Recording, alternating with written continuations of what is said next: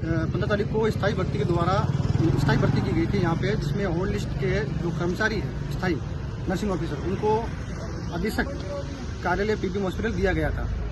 नियम के अनुसार जब स्थायी कर्मचारी आता है तो यूटीबी कर्मचारी जिस पद पे होता है वहीं से हटता है, पर अभी एसपी मेडिकल कॉलेज के कर्मचारी साथ भेदभाव किया जा रहा है, जिसमें हम विरोध में आज दिनांक अधीक्षक महोदय, प्रिंसिपल महोदय, एसीएस प्रमुख शासन सचिव सबसे मिले हैं और हमने इस जो नियम बना रहे हैं इसका पूर्णतः विरोध किया गया है। उस नियम में ये बनाया है, उन कमेटी में ये डिसीजन ले रहे हैं कि जो 3 साल पुरानी मेरिट है उसके साथ छेड़खानी करने की बात चल रही है, जो कि नियम अनुसार नहीं होती है। नियम यही होता है कि जहाँ पे स्थायी कर्मचारी आता है वहाँ से यूटीबी कर्मचारी हटता है। ऐसा कुछ नहीं है, जिसमें आज एक मैंने मीडिया में देखा कि एक जो हटा हुआ यूटीबी कर्मचारी है वो एक गलत न्यूज फैला रहा है कि हमारी भर्ती मेडिकल कॉलेज को दिया गया था, जबकि ऐसा नहीं था।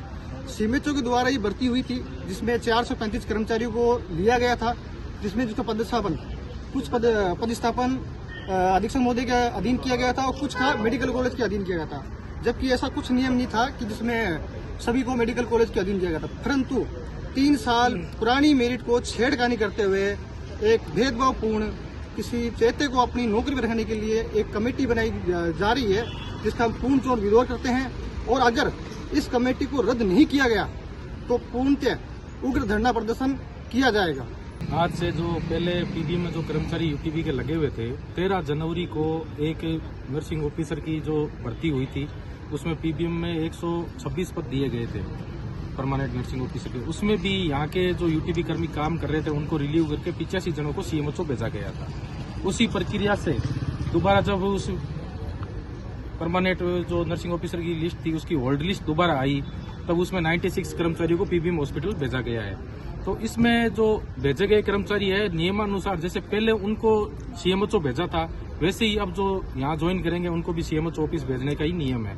तो इसी नियमों के आधार पर हमारे अधीक्षक महोदय डॉक्टर सुरेंद्र वर्मा जी उसी नियमों के अनुसार कार्रवाई कर रहे हैं। लेकिन कुछ अब जो हटे हुए कर्मचारी है ये अफवाह फैला रहे हैं कि यहाँ पे जो पीबीएम में जो कर्मचारी सीएमएचओ के द्वारा लगाए गए थे वो जनरल केयर ओबीसी के कर्मचारी थे, लेकिन अब तक जब तक वो नौकरी कर रहे थे, जब वो 85 जने हटे तब तक उनको इस चीज से कोई दिक्कत नहीं थी कि भाई जो आज हट रहे हैं, जो अपने इस कैटेगरी से हट रहे हैं, उस कैटेगरी से हट रहे हैं। लेकिन आज ये भ्रम फैलाया जा रहा है कि SC ST MBC EWS वाले वहां नौकरी कर रहे हैं और खाली OBC और जनरल वाले यहाँ से हट रहे हैं। लेकिन जो SC के लोग थे उन्होंने जनरल फाइट भी करी है और वो भी कर्मचारी हटे हैं। तो जो कैटेगरी जिस मतलब मेडिकल कॉलेज में दिए जाते हैं अगर कर्मचारी छिन में, तो मेडिकल कॉलेज से भी लोग हटते तब तो उनका कोई विरोध नहीं रहता।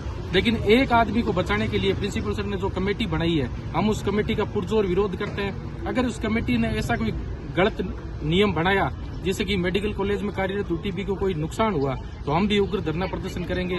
वो धूप में बैठे हैं, हम भी धूप में बैठ जाएंगे, कोई दिक्कत नहीं है। नौकरी सर सबको चाहिए, नौकरी के लिए संघर्ष कर रहे हैं और ये गलत के खिलाफ जो प्रिंसिपल साहब जो नियम बना रहे हैं कि मैं इसको नौकरी बचाने के लिए मैं क्या कर सकता हूँ, सब हथकंडे अपना रहे हैं। तो इसका विरोध में हम सब आज इकट्ठा हुए हैं। हमने अधीक्षक महोदय, प्रिंसिपल महोदय, ACS madam Gayatri Rathore madam भी आए हुए, उनसे भी मिले, डॉक्टर किरोड़ीलाल जी मीणा से भी हमारी बातचीत हुई। हमारी सारी तरफ से बातचीत चल रही है। तो अगर ऐसा कोई नियम बना तो हम उग्र धरना प्रदर्शन करने के लिए भी तैयार हैं।